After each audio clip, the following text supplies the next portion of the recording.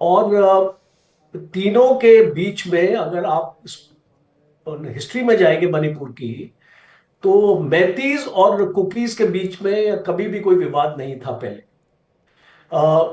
इसको नागाज और कुकीज के बीच में विवाद हुए हैं इस कुछ साल पहले, और काफी सालों तक चले थे। और उसमें भी काफी हिंसा हुई थी, वायलेंस हुआ था, लोग मारे गए थे। अब पहली बार हम ये इसको देख रहे हैं कि इतना जो मेजर जो क्लैशेस हैं वो दो कम्युनिटीज के बीच में है, और इसको पॉलिटिकल लाइंस या इसको एक पॉलिटिकल जो ब्लैंकेट में या उसको एक उसको दायरे में नहीं लेके आना चाहिए। और इसको ये मैं मानता हूं कि देखिए, 2 साल से ऊपर हो गया है, होने वाला है कि मणिपुर में अभी तक शांति नहीं आई है। हम्म। इसकी वजह क्या है? सबसे important, as defence analyst, as a impartial, जो जी। इसको ना तो मैं इसको बीजेपी का हूं ना तो मैं किसी और पार्टी का हूं, सबसे इंपॉर्टेंट है कि आप एक स्टेट में जिस तरीके की समानता लाना चाहते हैं, आपने उस स्टेट में वो समानता नहीं लाई है। इसका ये मतलब है कि आपने लैंड के, जमीन के कानून अलग कम्युनिटी वाइज आपने बना रखे हैं। ये पहली फॉल्ट लाइन है मणिपुर की। मणिपुर में जितने लोग रहते हैं, जितने भी इसको वासी हैं, वहां के, उनको आजादी होनी चाहिए, कहीं पर भी जमीन अपना ले सके, बिकॉज वो एक डोमिसाइल है उस स्टेट की। दूसरी इंपॉर्टेंट चीज आ जाती है कि जो आप जो जैसे आप इलेक्शंस में आप इसको बात करते हैं, और आपकी आपकी कॉन्स्टिट्युएंसी है और आपकी असेंबली, आपकी सीट्स हैं, तो आपकी 60 सीट्स में से 40 सीट्स आपने इसको मैती एरियाज में अपने क्यों रखी हुई है, और कुकी एरियाज में आपने 20 सीट्स क्यों रखी हुई है? सो एक डीलिमिटाइजेशन की हम्म। बात हो रही है, और वो होनी चाहिए।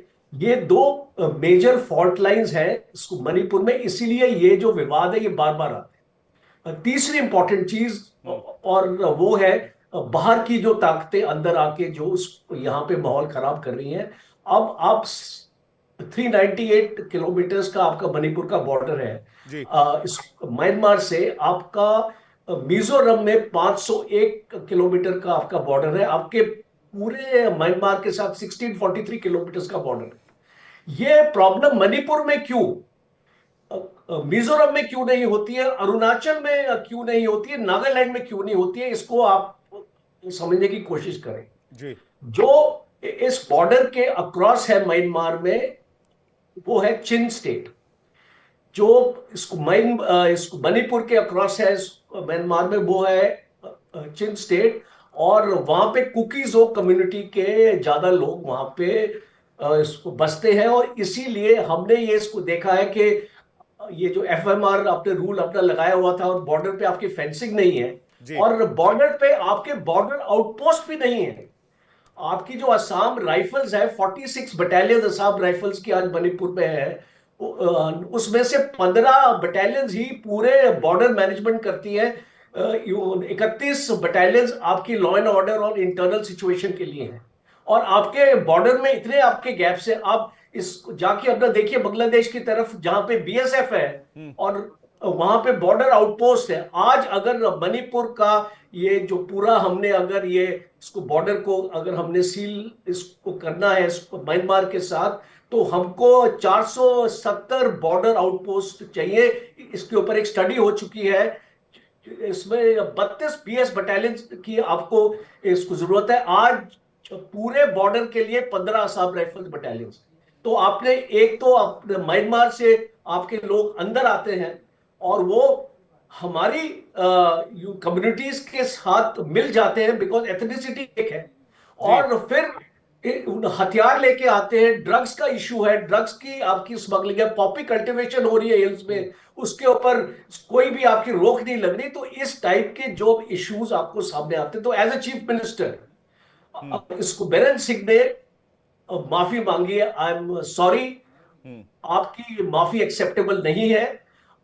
ये आपको माफी की जगह एक्चुअली बोलना चाहिए था कि मणिपुर के लिए एक रोड मैप है मेरे पास, और अगले 3 महीने में मैं ये करूंगा, और अगले 6 महीने में मैं इस तरीके से बिल्कुल मणिपुर ठीक में बात शांति। जी। तो इसको जब तक आप एक रोड मैप सामने रखेंगे, मैं नहीं बोल रहा कि आप इसको बीजेपी के हो या आप कांग्रेस के किसी के भी हो, जी। You are a chief minister of the state और लॉ एंड ऑर्डर आपकी रिस्पॉन्सिबिलिटी है। और अगर आप उस लॉ एंड ऑर्डर को जी। कंट्रोल नहीं कर पा रहे, आज 288 कंपनीज हैं सिक्योरिटी फोर्सेस के मणिपुर में, 29,000 सिक्योरिटी है आज मणिपुर में। क्या वजह है कि ये सिक्योरिटी फोर्सेस डी वेपनाइजेशन नहीं कर पा रही? सिविल सोसाइटी के पास ऐसे हथियार हैं, और ऐसे अमेरिकन हथियार हैं वहां पे, आप इसको। अमेरिकन है सर, जर्मन है, कई सारे इंटरनेशनल चाइनीज हथियार हैं, पाकिस्तान के भी कुछ हथियार मिले हैं। पूजा त्रिपाठी जी के पास जा रहा हूं। पूजा त्रिपाठी जी, ऐसा क्यों हुआ विवेक कि जी, 40% लोग जो कुकी समुदाय के लोग हैं, जो ये कहते हैं कि पहाड़ पर उनका ही कंट्रोल रहेगा, या फिर जो मैतेई समुदाय के लोग हैं वो पहाड़ पर जमीन नहीं खरीद सकते हैं? ये डिस्क्रिमिनेशन क्रिएट कैसे और क्यों किया गया? विवेक जी, मणिपुर जो है वो प्रशासनिक विफलता और सरकारी नाकामी का जलता भभकता स्मारक है। आज 2023 में मणिपुर जल रहा था, 2024 में जल रहा है, और हम 2025 में 3 जनवरी को बैठे हैं और आज भी मणिपुर जल रहा है। तो यह सिर्फ सरकारी नाकामी है कि आप पीस रेस्टोर ही नहीं कर पा रहे हैं। 286 लोगों की जान जा चुकी है, 60,000 लोग विस्थापित होकर रेफ्यूजी कैंप्स में रह रहे हैं, 4,786 घर जला चुके हैं। 31 को सैटेलाइट इमेजेस आई थी, इसमें गांव के गांव तबाह हो चुके हैं, गांव के गांव सफाया हो चुके हैं। और एन बीरेन सिंह 31 दिसंबर को माफी मांग रहे हैं।